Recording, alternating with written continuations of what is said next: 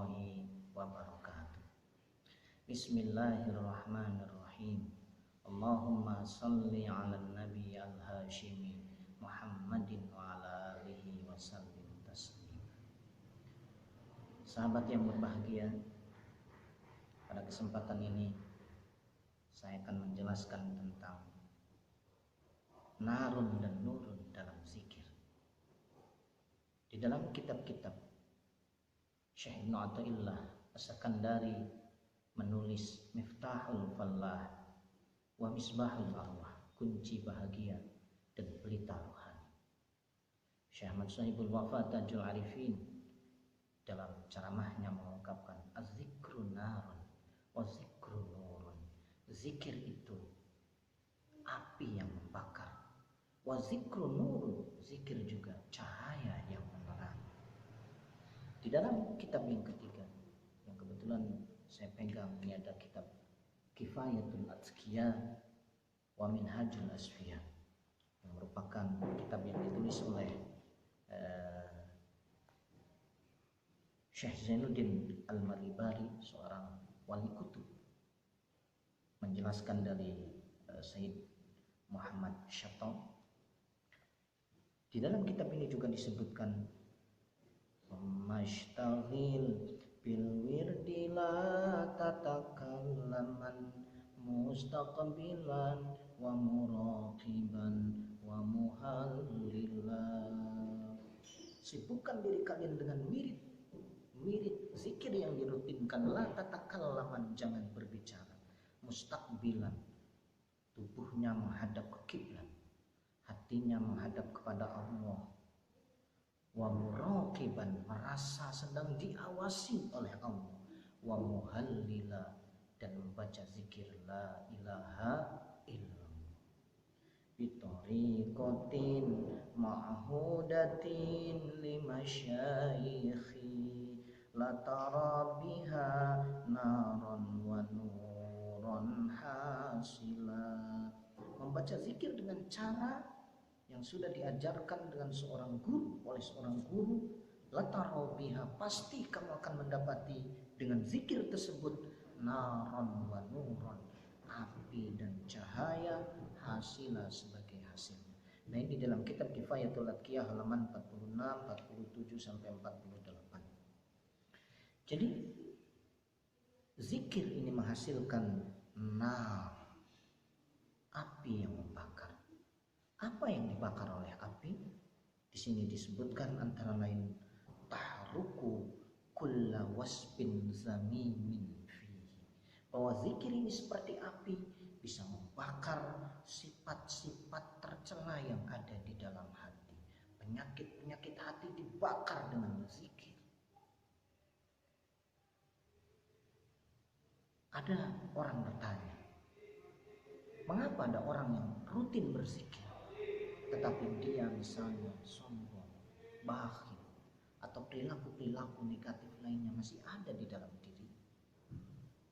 Maka saya menyarankan zikirnya harus diperbanyak, karena zikir ini adalah api, sedangkan kolbu seseorang ini adalah sesuatu yang bersentuhan dengan api. Kita tahu kadang-kadang kolbu seseorang itu begitu halus sehingga baru berzikir sebentar dia sudah merasakan kedekatan dengan Allah. Dia bisa menangis merasakan keagungan Allah. Dia bisa menangis mengingat dosa-dosanya. Itu hati yang lembut, kolbu yang lembut. Tetapi ada juga kolbu yang keras, seperti api. Api ketika bersentuhan dengan kertas, maka kertas itu langsung terbakar. Tetapi ketika api bersentuhan dengan sesuatu yang agak padat, misalnya kayu, maka butuh waktu beberapa menit supaya kayu ini menjadi terbakar membara. Ketika bersentuhan pertama kali terjadi, kayu ini menjadi hangat, panas, kemudian menghitam, terus lalu kemudian menyala api. Butuh waktu yang lama. Bayangkan Jika kolbu seseorang itu seperti batu yang keras, bahkan ada yang lebih keras daripada batu, yaitu besi. Ketika api mengenai besi, maka apinya harus memiliki kualitas 1000 derajat Celcius. Panasnya harus betul-betul panas. Kalau hanya panasnya 10 derajat Celcius, 100 derajat Celcius, kemudian membakar besi, maka besi ini tidak akan bisa meleleh, mencair, tidak akan bisa. Maka diperlukan kekuatan api yang sangat kuat. Demikian juga dengan kolbu seseorang. Ada yang dengan bilangan sedikit saja, zikir sebentar saja, hati seseorang sudah merasakan kedekatan dengan Allah. Dia sudah bisa merasakan kenikmatan berzikir. Dia bisa merasakan dosa-dosa yang pernah dia lakukan, lalu dia sesali, dia ingin bertobat kepada Allah. Tetapi sebaliknya ada orang yang butuh jumlah zikir yang jauh lebih banyak, kualitas yang lebih besar untuk bisa membakar, menyentuh kolbu ini dan membakar sifat-sifat tercela yang ada di dalam kolbu seseorang. Karena kadang sifat yang tercela ini sudah menahun, sudah puluhan tahun, sedangkan zikirnya baru beberapa hari, bulan, belum sebanding dengan penyakit kolbunya ini yang sudah membesi, sehingga dia diperlukan zikir yang lebih banyak, lebih sering, dan juga mengilmui zikir ini sehingga zikirnya menjadi efektif, ada efeknya, ada pengaruhnya, bisa membakar sifat-sifat tercela yang ada di dalam dirinya. Ketika dirinya mudah tersinggung, ketika dirinya pemarah, ketika dirinya bakhil, ketika dirinya sombong, meremehkan orang lain, maka dengan zikir itu, zikir, kemudian sifat-sifat tercela tersebut akan berkurang sampai kemudian menjadi hilang. Inilah yang disebut dengan narul zikri, bahwa zikir itu seperti api yang membakar sifat-sifat tercela. Yang kedua, hikmah dari zikir adalah nurun, seperti cahaya yang menerangi.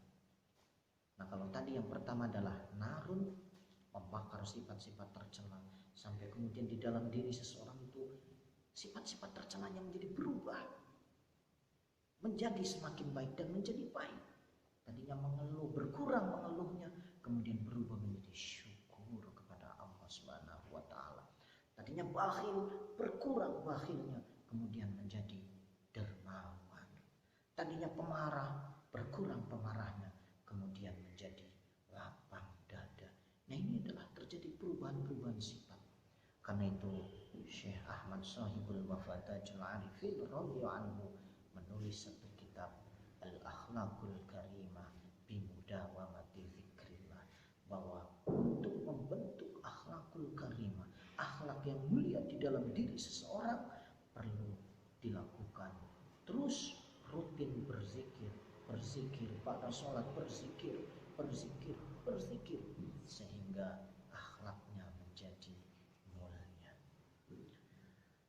Sahabat yang dimuliakan oleh Allah Subhanahu wa taala, fungsi inti dari zikir yang kedua adalah nurun, cahaya.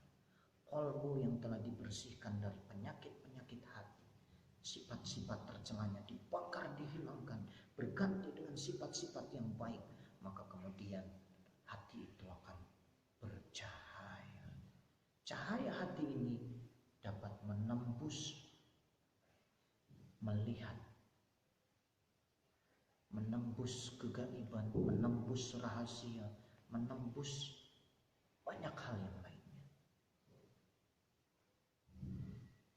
Kalau kita beranalogi, misalkan kita ke laut pada malam hari, maka kita malam hari yang gelap, tidak ada bulan, tidak ada bintang, kita pergi ke tengah lautan membawa perahu. Bisakah kita melihat ikan yang ada di dalam laut itu? Tidak akan bisa.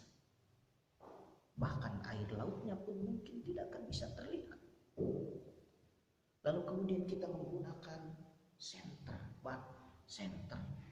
kita menggunakan lampu, kita sorotkan misalnya dengan HP, kita sorotkan cahayanya ke lautan itu, apakah ikannya bisa terlihat? Tidak akan bisa. Tapi setidaknya airnya terlihat.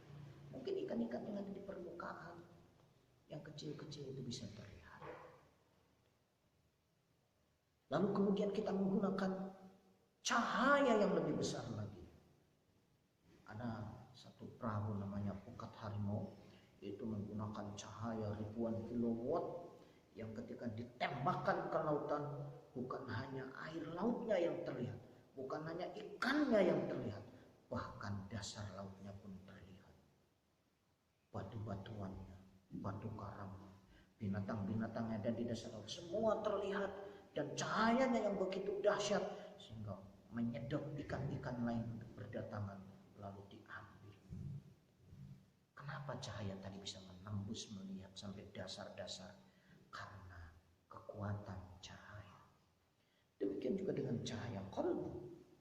Karena itu Rasulullah bersabda, ittaqu firasatan mu'min fa innahu yanzuru binurillah. Waspadai cahaya orang yang beriman, karena dia memandang dengan cahaya Allah. Dia memandang dengan cahaya Allah, sehingga bisa menembus rahasia-rahasia. Bagi orang-orang yang hatinya begitu bersih, bagi orang-orang yang hatinya bercahaya. Jadi untuk memproduk cahaya dalam qalbu adalah dengan zikir. Dengan zikir. Setelah benarnya sifat-sifat tercelanya dibakar sampai dia menjadi orang yang berakhlak mulia, maka fungsi cahaya ini akan menjadi optimal. Maka kita tidak perlu aneh jika para sufi diberitahu kapan akan meninggal dunia. Jika Ronggo Warsito sebelum meninggal, 1 minggu sebelum meninggal sudah menulis di buku agenda, saya akan menghadap kepada Allah pada hari Rabu jam sekian. Semuanya detil, Rabu pagi jam sekian. Itu ditulis. Kenapa diberitahu? Karena cahaya qalbunya bisa menembus sampai ditampakkan oleh Allah rahasia yang ada di atas Lauhul Mahfuz.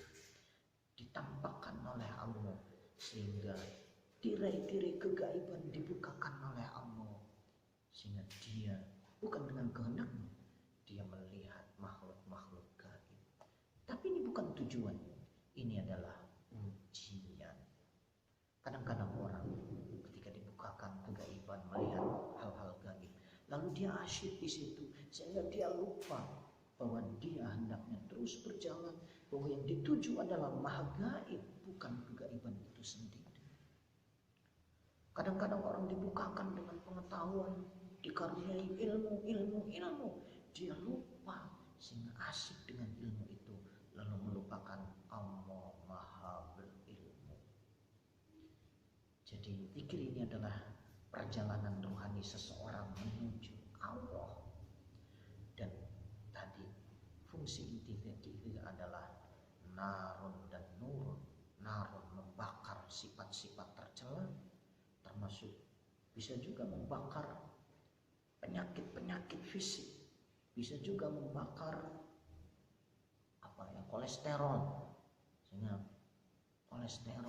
akan menyehatkan. Ketika zikirnya lama bersemangat, dia berkeringat, maka itu sama dengan berolahraga, membakar racun-racun yang ada di dalam tubuh, membakar sifat-sifat tercela.